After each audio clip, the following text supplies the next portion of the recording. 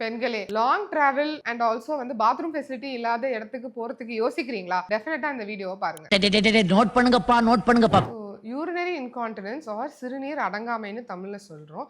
இது வந்து எல்லாத்துக்குமே ஒரே டைப் ஆஃப் சிம்டம் இருக்காதுங்க. ஸோ இது டிஃப்ரெண்ட் டைப்ஸா பிரிக்கலாம். ஃபர்ஸ்ட் வந்து ஸ்ட்ரெஸ் இன்கான்டினன்ஸ் அப்படின்னு சொல்லுவோம். ஸோ இது வந்து எதனாலனா வயிறு பகுதி or intra abdominal pressure increase ஆகும்போது ஸ்ட்ரெஸ் இன்கான்டினன்ஸ் அவங்களுக்கு யூரின் லீக் ஆகும்.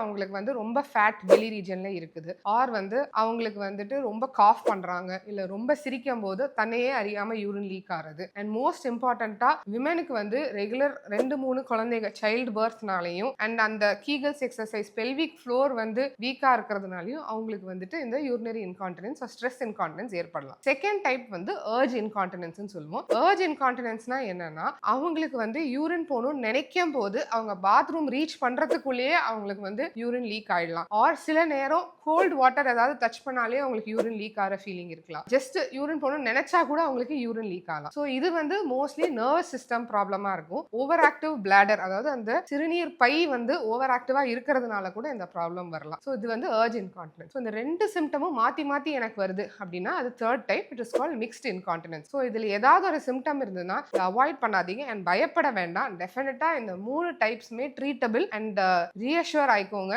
அண்ட் கரெக்டான ட்ரீட்மெண்ட் அதுக்கு எடுத்துக்கோங்க.